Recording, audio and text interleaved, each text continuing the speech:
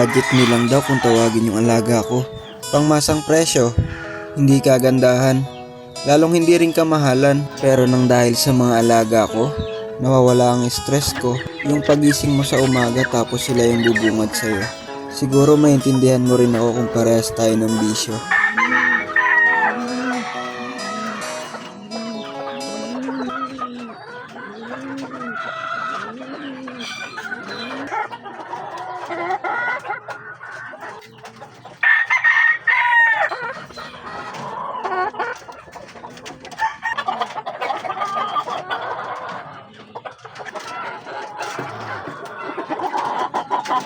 Chicken.